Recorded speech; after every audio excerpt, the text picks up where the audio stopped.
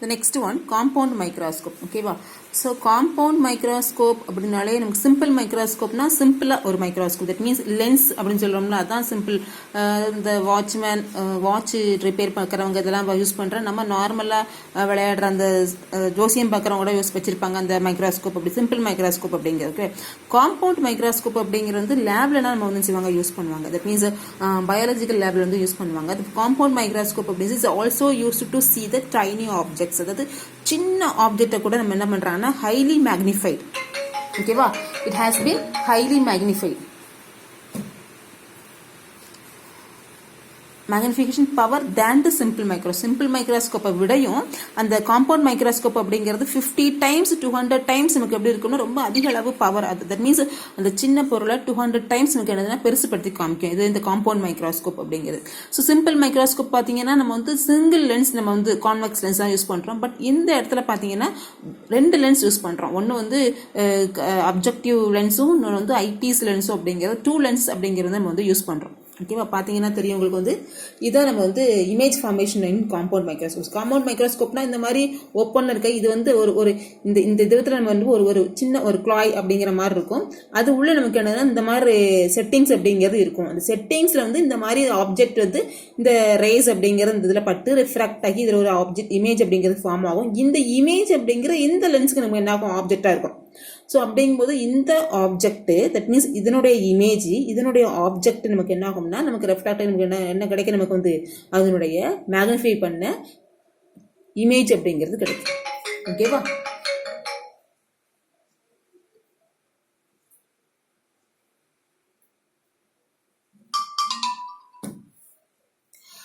First நமக்கு என்னதுன்னா compound microscope. Compound microscope வந்து பார்த்தீங்கன்னா compound microscope is also used to see the tiny objects. It has the better magnification power than the simple microscope. Simple மைக்ரோஸ்கோப்பை விடையும் ரொம்ப அதிக அளவு பவர் மேக்னிஃபிகேஷன் பண்ணலாம் அந்த காம்பவுண்ட் மைக்ரோஸ்கோப்பை யூஸ் பண்ணி. ஸோ இந்த காம்பவுண்ட் மைக்ரோஸ்கோப் அப்படிங்கிறத எங்கே வந்து யூஸ் பண்ணுவாங்க, லேப்ல வந்து யூஸ் பண்ணுறது. மீன்ஸ் பயாலஜிக்கல் லேப்ல ஃபுல்லாக நம்ம வந்து இந்த மாதிரி காம்பவுண்ட் மைக்ரோஸ்கோப் வந்து யூஸ் பண்ணுவாங்க. இப்போ magnification power of microscope can be increased by decreasing the focal length of the lens used. அதாவது பார்த்தீங்கன்னா மேக்னிஃபிகேஷன் அப்படிங்கிற ஃபார்முலா வந்து என்னதுன்னா m is equal to வந்து d/f. அதாவது m is inversely proportional to focal length. That means focal length நமக்கு என்ன ஆகும், இன்க்ரீஸ் ஆச்சுன்னா மேக்னிஃபிகேஷன் நமக்கு என்ன ஆகும், டிக்ரீஸ் ஆகும். அதே மாதிரி focal length அப்படிங்கிறது டிக்ரீஸ் ஆகுனா மேக்னிஃபிகேஷன் நமக்கு என்ன ஆகும், இன்க்ரீஸ் ஆகும். அதனால தான் focal length குறைவா இருந்ததுன்னா அதனுடைய மேக்னிஃபிகேஷன் பவர் நமக்கு என்ன இருக்கும், அதிக அளவு இருக்கும். ஓகேவா? ஸோ மேக்னிஃபிகேஷன் பவர் நமக்கு என்ன, degrees the focal length, the magnification is increase. Then greater focal length means magnification is decrease. Magnification நமக்கு என்ன ஆகும், டிக்ரீஸ் ஆனா நமக்கு என்ன நடக்கும், தட் மீன்ஸ் மேக்னிஃபிகேஷன் அப்படிங்கிறது பெருசாக இருக்காது, சிறுசாக இருக்கும். அப்போ நமக்கு என்ன இருக்கும், ஃபோக்கல் லென்த் நமக்கு என்ன இருக்கும், அதிகமாக இருக்கும். ஸோ மேக்னிஃபிகேஷன் நமக்கு வந்து சிறுசாக இருந்ததுன்னா ஆப்ஜெக்ட் சிறுசாக இருக்கும், நமக்கு என்ன கிளியராகவும் நமக்கு என்ன ஆகும், ஃபார்ம் ஆகும். ஓகேவா? ஸோ இந்த இடத்துல பார்த்தீங்கன்னா இந்த magnification power of microscope can be increased by decreasing the focal length. மைக்ரோஸ்கோப்பை யூஸ் பண்ணி அதனுடைய ஆப்ஜெக்ட் நம்ம என்ன பண்ணுறோம், இமேஜ் நம்ம என்ன பண்ணுறோம், இன்க்ரீஸ் பண்ணுறோம். But decreasing the focal length of the lens used. இதில் வந்து ஃபோக்கல் லென்த் குறைவாக உள்ள லென்ஸ் அப்படிங்கிறத யூஸ் பண்ணுறாங்க. பிகாஸ் ஏன் அப்படின்னா அதனுடைய மேக்னிஃபிகேஷனை அதிகப்படுத்துறதுக்கு. Okay, so due to the constructional limitations the focal length of the lens cannot be decreased beyond the limit. அதாவது இந்த லென்ஸை வந்து ப்ரொடியூஸ் பண்ணுறது அப்படிங்கிறது கொஞ்சம் கஷ்டமான ஒரு வேலை, லென்ஸ் மேக்கர்ஸ்னுடைய வேலை. கொஞ்சம் ஃபோக்கல் லென்த் வச்சு மேக் பண்ணுறது அப்படிங்கிறது. நெக்ஸ்ட் அதனுடைய குறிப்பிட்ட லிமிட்டை விட்டு தாண்டி நம்ம என்ன பண்ண முடியாது, நம்மளால அதை வந்து மேக் பண்ண முடியாது. ஓகேவா? ஸோ இந்த ப்ராப்ளம்ஸ் நமக்கு வந்து சால்வ் பண்ணுறது நம்ம என்ன பண்ணுறாங்கன்னா இந்த இடத்துல 2 கான்வெக்ஸ் லென்ஸ் என்ன பண்ணுறாங்க, யூஸ் பண்ணுறாங்க. பெரிய அளவு 200 டைம்ஸ் அப்படிங்கிற மாதிரி பெரிய அளவில் நமக்கு வந்து ஒரு சின்ன இந்த மாதிரி ஒரு சின்ன பெண்ணை இந்த இடத்துல அந்த நீடல், இந்த சின்ன நீடல் நம்ம என்ன பண்றோம்னா பெரிய அளவு 200 மடங்கு பெருசு பண்ணி காமிக்கிறாங்க. அதுக்கு எவ்வளவு பவர்ஃபுல் லென்ஸ் அப்படிங்கிறது தேவை. அதனால நம்ம என்ன பண்றாங்க, இந்த மாதிரி 2 லென்சஸ் அப்படிங்கிறது யூஸ் பண்றாங்க.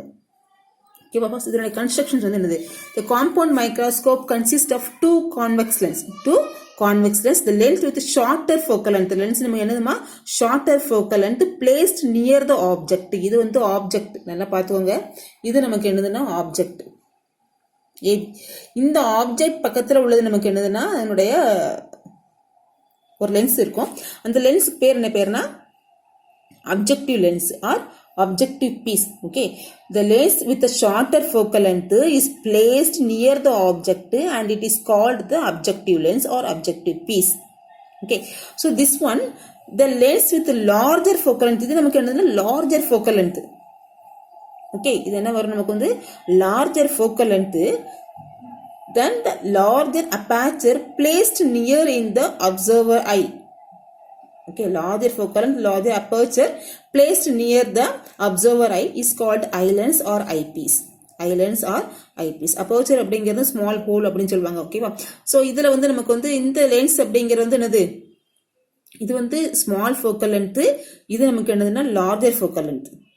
ஓகே, ஸ்மால் ஃபோக்கல் லென்த்னா மேக்னிஃபிகேஷன் நமக்கு எப்படி இருக்கும், அதிகமாக இருக்கும். Magnification is increase.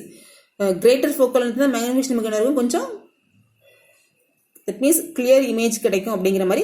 பட் ஆனால் நமக்கு வந்து இந்த இடத்துல நமக்கு என்னதுன்னா மேக்னிஃபிகேஷன் வந்து அதிகமாக இருக்கும் நமக்கு வந்து இதில் வந்து. ஓகேவா? ஸோ இதில் வந்து the lens with larger focal length and the larger aperture placed near the observer eye, placed near the, இந்த இடத்துல நம்மளுடைய ஐயினுடைய கண்ணுக்கு பக்கத்தில், அப்போ நமக்கு என்ன இருக்கும், பெரிய அளவு நமக்கு இமேஜ் அப்படிங்கிறது தெரியும். Okay, so both the lenses are formed, that means fixed a narrow tube with adjustable provision, with adjustable provision. So working அப்படிங்கிறதுனா the object AB is placed at a distance. இந்த இடத்துல AB அப்படிங்கிறது வந்து placed at a distance, placed at a distance. இது வந்து objective lens. இந்த object அப்படிங்கிறது AB. இந்த AB அப்படிங்கிறது வந்து எங்கே இருக்குன்னா is place near a at a distance slightly greater than the focal length of the objective lens. இதில் ஒரு பொருளை வந்து வைக்கிறோம். எங்கே வைக்கிறோம்னா, அதாவது இந்த U அப்படிங்கிறது வந்து கிரேட்டர் தென் F, அதனுடைய ஃபோக்கல் லென்த்தை விட அதிகமாக வைக்கிறோம். ஓகேவா? So U is greater than F. U அப்படிங்கிற என்னன்னா இந்த லென்ஸுக்கும் இந்த ஆப்ஜெக்டும் டிஸ்டன்ஸு, இதான் ஃபோக்கல் லென்த். அதனுடைய ஃபோக்கல் லென்த்தை விட நம்ம என்ன பண்ணுறோம், அதிகமாக வைக்கிறோம். ஓகேவா? ஃபோக்கல் லென்த் ஒரு 15 சென்டிமீட்டர் நீங்கள் என்ன பண்ணுறீங்கன்னா, ஒரு 20 சென்டிமீட்டர் நீங்கள் என்ன பண்ணுறீங்க, அதை வந்து பிளேஸ் பண்ணுறீங்க இதை ஆப்ஜெக்டை. ஓகேவா? ஸோ இந்த லென்ஸ் ஷார்ட்டர் ஃபோக்கல் லென்த், இந்த லென்ஸ் அப்படிங்கிறது longer focal length. Shorter focal length, இது என்னதுன்னா லார்ஜர் ஃபோக்கல் லென்த். ஓகேவா? ஸோ இந்த இப்போ நம்ம இதில் வந்து பட்டு இதில் வந்து பேரல் ரேஸ் நமக்கு என்ன ஆகும், இதில் வந்து 2 rays அப்படிங்கிற நம்ம கன்சிடர் பண்ணுவோம். Consider the 2 rays, then 1 ray is parallel to the principal axis. the 1 ray is parallel to the principal axis. அப்போ நமக்கு என்ன ஆகும்னா ரெஃப்ராக்ட் ஆகி நமக்கு என்ன பண்ணும், 1 ray is parallel to the principal axis. இப்போ ரிஃப்ராக்ட் ஆகி நமக்கு என்ன பண்ணணும், இந்த இதில் நமக்கு என்ன ஆகும், இங்கே போகும், இந்த ரெஃப்ராக்ட் ஆகி இங்கே இந்த லைன், இந்த ரே அப்படிங்கிறது வரும். செகண்ட் ரே அப்படிங்கிறது வந்து is passing through the, that means directly moving through the optical center, directly moving or passing through the optical center without any deviation. ஏதோ ஒரு டீவியேஷன் எதுவுமே இல்லாமல் டைரக்டாக அந்த ரே அப்படிங்கிறது பாஸ் ஆகும். ஸோ ரெண்டு நமக்கு என்ன ஆகும், ஒரு இடத்துல நமக்கு என்ன ஆகும், மீட் பண்ணும். ஸோ அந்த இடத்துல நமக்கு என்னது ஃபார்ம் ஆகும்னா, இந்த இங்கே வந்து AB இருக்கும், இந்த தலைகீழ் real and inverted image is formed. ஓகேவா? ஸோ இந்த இடத்துல நமக்கு என்ன இருக்கும், நமக்கு என்ன இருக்கும், A' B', தலைகீழா B' A' அப்படிங்கிற மாதிரி இருக்கும். ஸோ இந்த ரே அப்படிங்கிறது நமக்கு என்ன ஆகும்னா, இந்த இடத்துல பட்டு இந்த பக்கம் நமக்கு என்ன ஆகும், ரிஃப்ராக்ட் ஆகும். ஓகேவா? ஸோ இந்த சைடு நம்ம கண் வச்சு பார்க்குறோம் இந்த லென்ஸில் அப்படிங்கிறது. ஸோ ரிஃப்ராக்ட் ஆகி நமக்கு இது வந்து இந்த லென்ஸோட இமேஜ் தான் இது. பட் இந்த இமேஜ் அப்படிங்கிறது வந்து நம்ம ஐபீஸ் இருக்குல்ல, அது மீன்ஸ் ஐ லென்ஸ் இருக்குல்ல, அந்த ஐ லென்ஸுக்கு இந்த இமேஜ் அப்படிங்கிறது ஆப்ஜெக்டாக ஆக்ட் பண்ணும். ஓகேவா? அது ஒரு லென்ஸினுடைய இமேஜ் அப்படிங்கிறது வந்து இன்னொரு லென்ஸுக்கு வந்துன்னா ஆப்ஜெக்டை நம்ம என்ன பண்ணுதுன்னா ஆக்ட் பண்ணுது. Image is obtained from the first lens. Image is obtained, இதுதான் இமேஜ். இதுக்கு ஃபர்ஸ்ட் லென்ஸினுடைய இமேஜ் வந்து இது. Image is obtained from the first lens. இது வந்து first லென்ஸினுடைய image.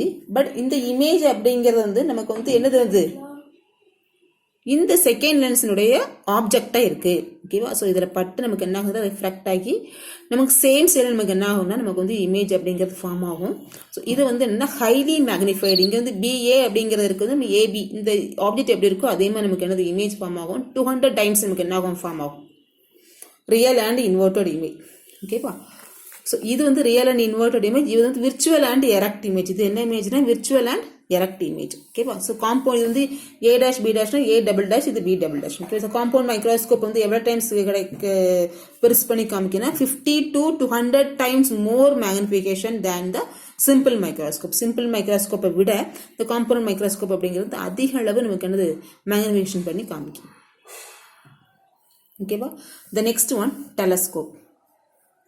Travelling microscope. Okay, so travelling microscope அப்படிங்கிறது வந்து இது ஒரு இன்ஸ்ட்ருமெண்ட் தான், ஒரு பெஸ்ட் இன்ஸ்ட்ருமெண்ட் தான். அதாவது small length measuring the very small length, ரொம்ப சின்ன சின்ன லென்த்தோட என்ன பண்ணுறாங்கன்னா, அதாவது அக்யூரஸி நம்ம என்ன பண்ணலாம்னா யூஸ் பண்ணிக்கிறது. இது வந்து இது வந்து என்னதுன்னா லேபில், ஃபிசிக்ஸ் லேபில் வந்து யூஸ் பண்ணுவாங்க. வெர்னியர் மைக்ரோஸ்கோப் அப்படின்னு சொல்லிட்டு, இது வந்து travelling microscope or vernier microscope. ட்ராவலிங்னா பஸ் ஏறி போகாது, ஜஸ்ட் ஒரு நம்ம வந்து மூவ் பண்ணிக்கலாம், அந்த மைக்ரோஸ்கோப் வந்து மூவ் பண்ணிக்கலாம். வெர்னியர் கேலிபர் அந்த மாதிரி அதனுடைய செட்டிங்ஸ் எல்லாமே இருக்கும்.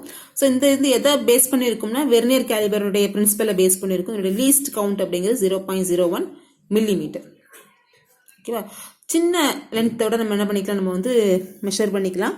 பார்த்தீங்கன்னா வரைஞ்சி காமிச்சிருக்கேன். இது வந்து கொஞ்சம் ரோலிங் மாதிரி இருக்கும், இது வந்து தள்ளிட்டு போகிற மாதிரி இருக்கும். அடியில் வந்து 2 வீல் இருக்கும், ஸோ தள்ளிட்டு போகிற மாதிரி இருக்கும். அது வெர்னியர் கேலிபர் மாதிரி இருக்கும். அது வந்து that means vernier microscope. Okay, travelling microscope. Okay, next one telescope.